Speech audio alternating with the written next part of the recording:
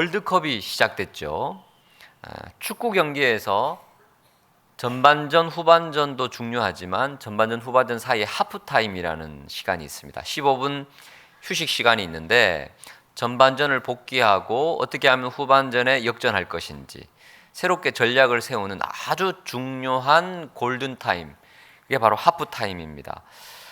우리의 인생을 살펴보면 6월 중순 이맘때가 하프타임의 시간입니다. 상반기를 돌아보고 하반기를 믿음으로 걸어가 승리하려면 이 하프타임 시간을 잘 보내야 되는데, 그래서 3주간 하프타임이라는 주제로 말씀을 전하고자 합니다. 상반기를 하나님의 관점으로 반추해보고 그리고 하반기를 믿음으로 바라보시는 저와 여러분 되시기를 축복합니다.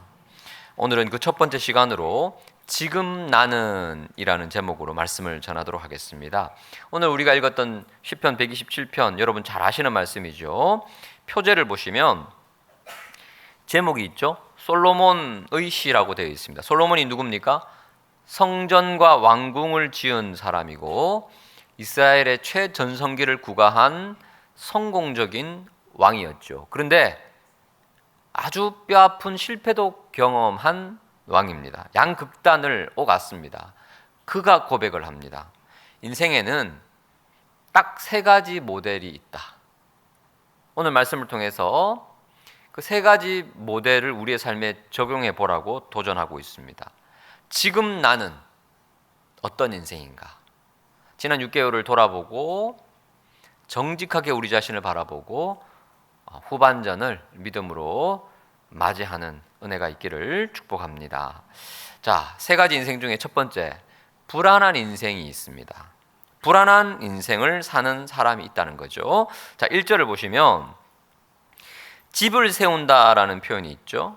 여호와께서 집을 세우지 아니하시면 세우는 자의 수고가 헛되며, 집을 세운다라는 이 표현, 이 집은 바이트라는 히브리 단어인데요, 건물, 집을 뜻하기도 하지만 조금 더 해석이 확장될 수 있습니다. 가정이라는 뜻도 있고 또 마을이라는 뜻도 있고 국가라는 뜻도 있고, 그리고 하나님의 집이라고 표현할 때는 성전이라는 뜻도 있습니다. 굉장히 포괄적이죠. 우리 인생의 삶의 모든 영역, 가정, 직장, 왕조, 성전까지 포괄해서 그 집을 세우는 것이 우리의 삶이다라고 얘기하고 있습니다. 예수님도 집을 사람의 인생에 비유를 하십니다. 마태복음 7장 24절을 보시면 누구든지 나의 이 말을 듣고 순종하면 그 집을 반석 위에 집 지은 사람과 같다. 그 사람이 지혜로운 사람이다. 하지만 말씀을 듣고 행하지 않으면 그 집을 짓긴 짓는데 모래 위에 집 지은 어리석은 사람 같다라고 말씀하신 바가 있습니다. 즉 성경에서 집이라는 것은 단순한 건물이 아니라 우리 인생 전체를 포괄하는 뜻입니다.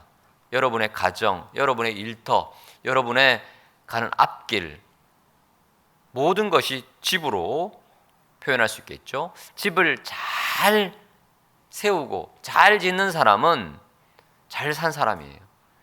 그런데 그 집이 이런저런 이유 때문에 와르르 무너지면 인생을 잘 못한 사람이죠. 근데 우리나라 말에 참 이 그릇된 표현이 있습니다. 저 사람 참 잘 산다 하면 어떤 의미죠? 돈이 많다, 부자다라는 뜻인데 그 사람 그냥 돈 많은 사람이에요. 근데 돈 많은 사람들 중에 인생을 잘 못 사는 사람이 있습니까, 없습니까? 굉장히 많습니다. 비록 가진 건 없지만 정말 의미 있게 보람 있고 가치 있게 잘 사시는 분들이 우리 주변에 꽤 많습니다. 그런데도 우리는 이 돈의 가치로 모든 것을 환원하는 생각 때문에 잘 산다 못 산다라는 말을 우리가 함부로 할 때가 있습니다. 성경은 절대 그 얘기하지 않습니다. 정말 인생을 잘 사는 사람은 인생의 집을 하나님 말씀 위에 잘 세우는 사람이 복된 인생이다라고 말하고 있습니다. 자, 그런 의미에서 오늘 본문을 다시 보시죠. 세우는 자가 수고를 하고 있죠. 이 수고라는 단어가 1절에도 나오고 2절에도 나옵니다. 세우는 자의 수고, 또 2절에도 일찍이 일어나고 늦게 누우며 수고의 떡을 먹는다라는 표현이 있는데 모두가 자기 인생 집을 잘 짓고 제대로 세우고 싶어서 수고를 합니다. 학생은 성적이라는 집을 잘 짓기 위해서 수고하죠. 청년들은 취업이라는 집을 잘 세우기 위해서 엄청난 수고를 합니다. 우리 직장 다니시는 분들 안정과 성공이라는 집을 세우기 위해서 밤낮 수고를 하시죠. 우리 가장들은 가정을 잘 세우기 위해서, 잘 짓기 위해서 그 집을 잘 아름답게 가꾸기 위해서 엄청난 수고를 합니다. 근데 이걸 또 지키는 게 문제입니다. 이걸 지키기 위해서 밤낮 수고를 합니다. 하지만 내가 지키려고 해도 헛될 수 있다는 겁니다. 여기서 성을 지키는 파수꾼으로 번역된 단어는 원어로는 지키는 자라는 뜻입니다. 그러니까 성문을 지키면 지키는 자고, 양떼를 지키는 자는 목자이고, 과수원을 지키는 자는 과수원직이고, 이런 의미가 되죠. 여러분 뭘 지키고 싶습니까? 지금 여러분이 지키고자 하는 게 있잖아요. 가정을 지키면 가장이잖아요. 근데 성적을 지키려고 하면 학생이잖아요. 우리가 지키고자 하는 그 무언가가 있습니다. 근데 아무리 애쓰고 밤낮 수고해서 그것을 지키려고 해도 여호와께서 지키지 아니하시면 그 모든 애씀도 헛될 수밖에 없다라고 말하고 있습니다. 당대의 최대의 국방력을 가지고 있던 솔로몬 시대의 왕의 고백이에요. 그러니까 이것은 반드시 우리가 새겨 들어야 되죠. 제가 예전에 말씀드린 적이 있는데요. 제가 노량진에서 한 6년을 사역을 했습니다. 고시촌에. 지금은 좀 인터넷 강좌 때문에 상황이 달라진 것 같지만 제가 사역할 때만 하더라도 피크였습니다. 전국 팔도에서 청년들이 3시간 자고 4시간 자고 잠을 줄여가면서 공부를 열심히 했습니다. 제가 신방을 가보면 그때 저랑 겹치던 시간 가운데 고시 준비를 열심히 했던 그때 당시에 청년이 시험 합격해서 지금 공무원으로, 그리고 우리 교회 성도님으로 계시는 분들도 좀 계시더라고요. 잠을 줄여서 열심히 공부합니다. 그런데 그 고시촌에서 가장 잘 되는 가게가 어디냐 하면 PC방이었어요. 아이러니하죠. 잠을 줄여가면서 열심히 공부하는데 이 스트레스가 너무 극심하니까 그 바쁜 고시생들이 스트레스를 받으니까 PC방에 가서 게임을 하고, PC방 다음에 잘 되는 데가 술집이었어요. 이 모든 것은요, 그 불안을 덮고자 하는 겁니다. 바쁜 사람들은 그 불안을 성공을 통해서 해소하려는 것이고, 게으른 사람들은 그 불안을 회피를 통해서 덮으려는 겁니다.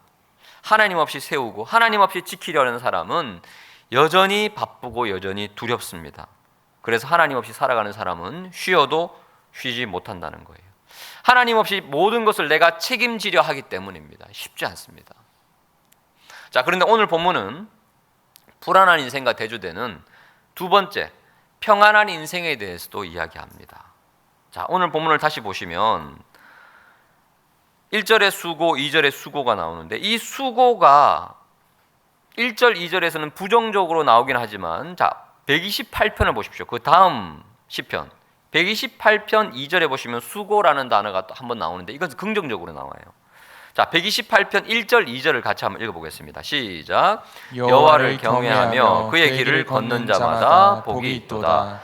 내가 내 손이 수고한 대로 먹을 것이라. 내가 복되고 형통하리로다. 아멘. 하나님을 경외하면, 하나님을 인정하며 하나님을 내 삶의 주인으로 모신 사람들은 인생길이 복이 있다.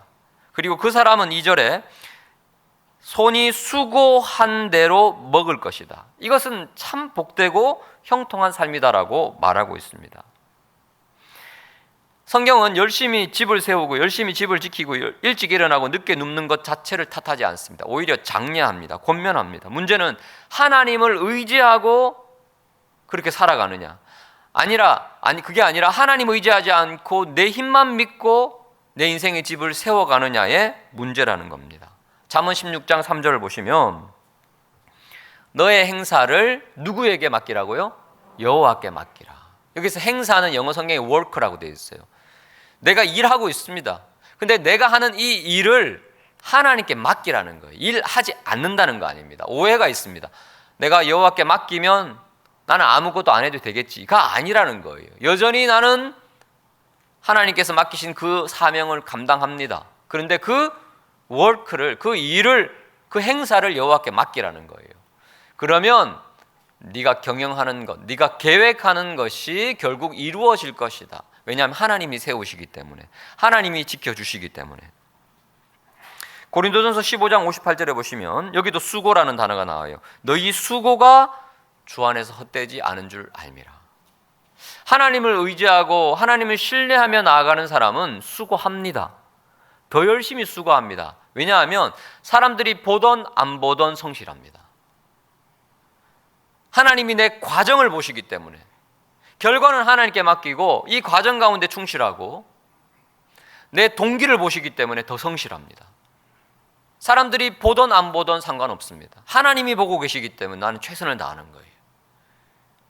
그리고 그 모든 것을 하나님께 맡기는 삶, 하나님의 도움을 구하는 삶이 된다는 거예요. 여러분, 우리의 삶을 한번 돌아보시죠. 특별히 전반기의 삶을 돌아보시죠.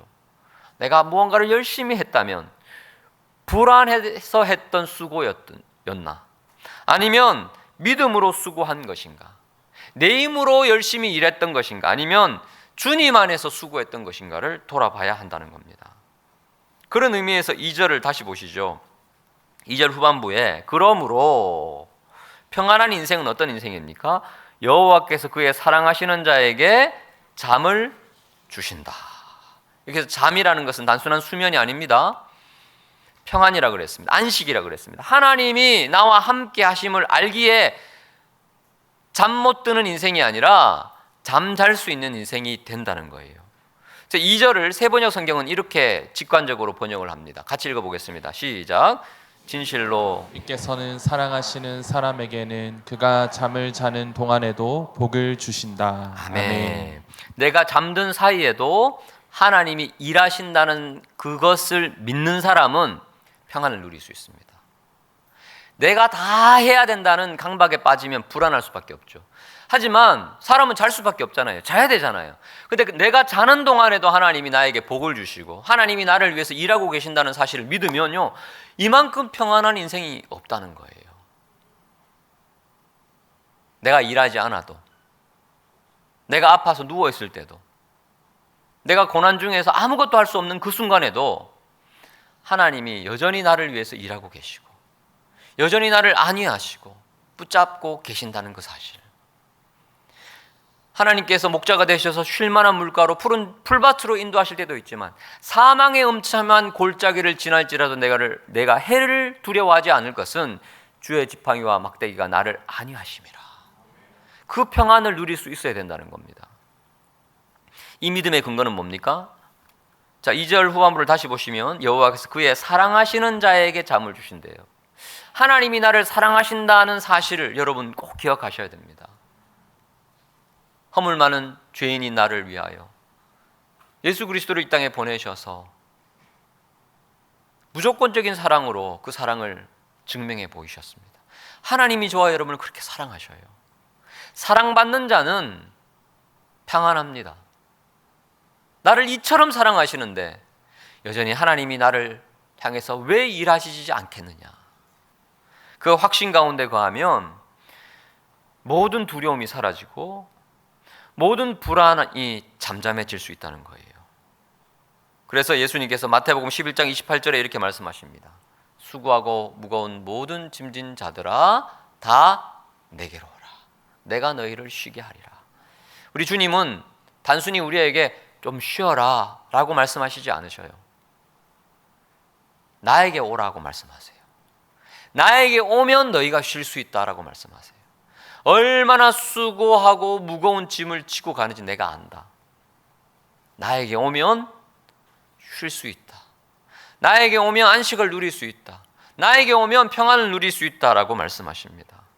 나를 있는 그대로 사랑하시고 받아주시는 그 주님 앞으로 나아가시기를 축복합니다. 자, 마지막 세 번째 인생을 성경은 보여주고 있습니다. 바로 쓰임받는 인생입니다. 평안한 인생을 넘어 쓰임받는 인생으로 나아가라고 성경은 도전합니다. 자, 3절을 보시면 집 세우는 이야기에서 갑자기 자녀 이야기가 나오죠. 보라, 자식들은 여호와의 기업이요 태의 열매는 그의 상급이로다. 왜 갑자기 자녀 이야기가 나올까요? 자녀야말로 내가 세워야 해, 내가 지켜야 해 라고 생각하는 대상 1호입니다. 자녀는 내 거, 내 소유라고 너무나 쉽게 착각하는 존재라는 겁니다. 그래서 자녀가 좀 잘 되면 부모는 무슨 생각하냐면 내가 잘 키워서, 그렇게 교만할 수 있어요. 반대로 자녀가 좀 어려우면 부모는 어떤 생각합니까? 내가 잘못해서 절망하게 됩니다. 이 둘 다 잘못된 생각이라는 거예요. 성경은 뭐라고 말합니까? 자식들은 나의 기업입니까? 여호와의 기업입니까? 여호와의 기업이에요. 자녀들은 내 소유 아닙니다. 내 거 아닙니다. 여호와의 것입니다. 여호와의 소유인데 하나님이 잠시 우리에게 맡겨주신 거예요. 우리에게 부탁하신 귀한 존재라는 겁니다. 보라, 자식들은 여호와의 기업이요 태의 열매는 나의 상급입니까? 그의 상급입니까? 그의 상급이에요. 하나님이 선물로 주신 소중한 기업입니다. 우리에게 잠시 맡겨주셨어요. 그래서 우리는 내가 원하는 방식대로 자녀를 이끌어가서 안 됩니다. 내 꿈을 대신 이루어주는 대리자도 되어서는 안 됩니다. 내가 원하는 방식대로, 내가 원하는 목적지대로 이끌고 가서도 안 됩니다. 내가 소유하거나 통제해서도 안 됩니다. 세상 방식대로 키워서도 안 됩니다. 왜냐하면 여호와의 기업이기 때문에. 에베소서 6장 4절을 보시면 또 아비들아 너희 자녀를 노엽게 하지 말고 오직 주의 교훈과 훈계로 양육하라. 나의 교훈과 훈계 아닙니다. 세상의 교훈과 훈계 아닙니다. 오직 한 가지의 기준입니다. 주님의 교훈과 훈계로 양육하라. 그렇게 하지 않으면 어떻게 돼요? 자녀를 노엽게 하는 거예요. 내 방식대로, 그리고 세상에 수많은 사람들이 하는 방식대로 그렇게 양육하면 어떻게 됩니까? 자녀들 속에 노가 쌓여요. 처음에는 어리니까 그 노를 분출하지 않지만 언젠가는 폭발하게 됩니다.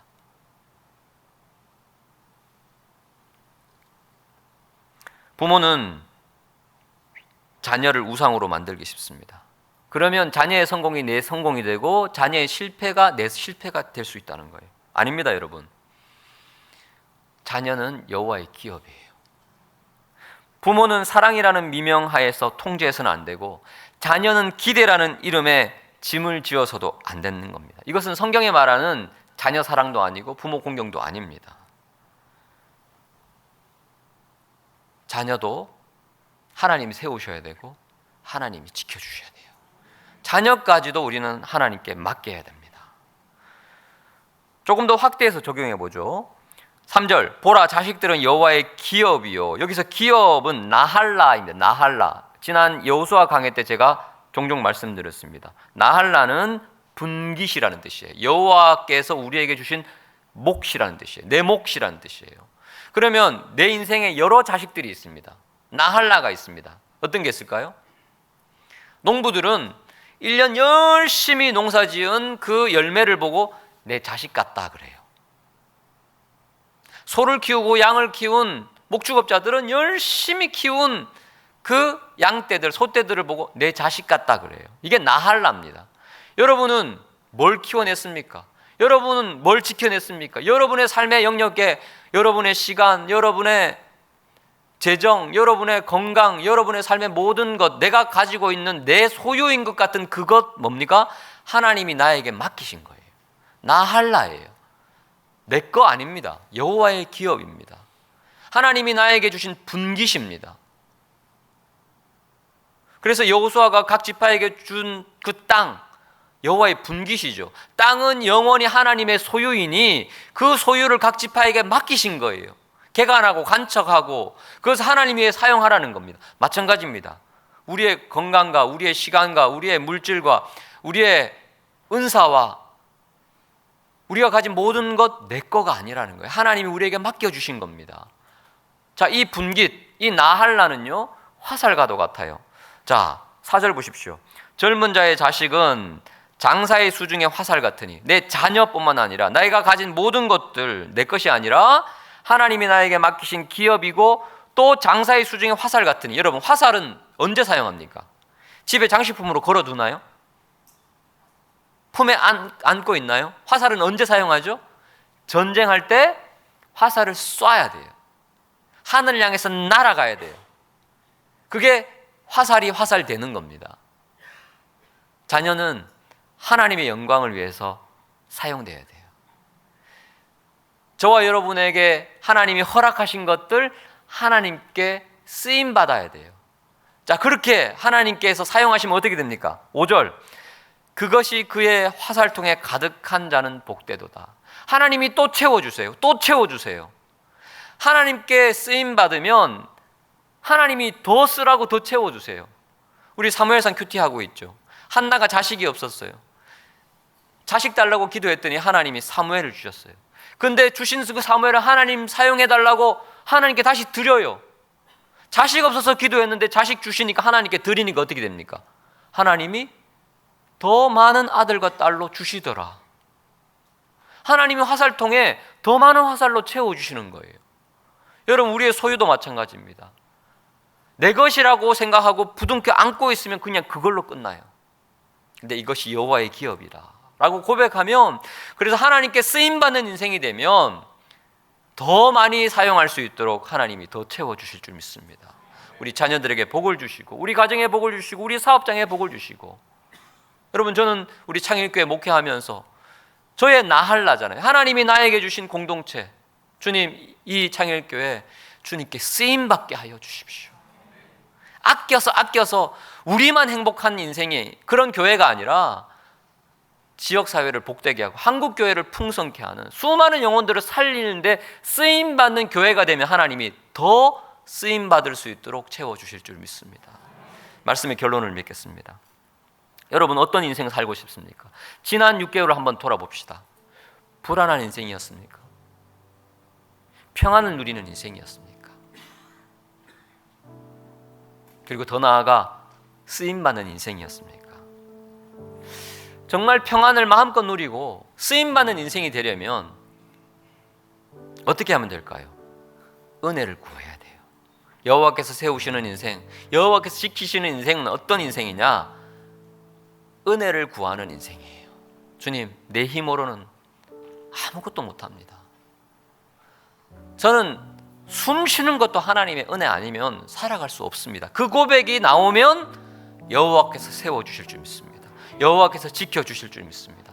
여러분, 사람이 참 간사한 게요, 하나님의 은혜를 구하면서도 어떤 영역은 하나님, 이건 건드리지 마세요, 이건 제가 알아서 할게요, 그 영역이 있어요.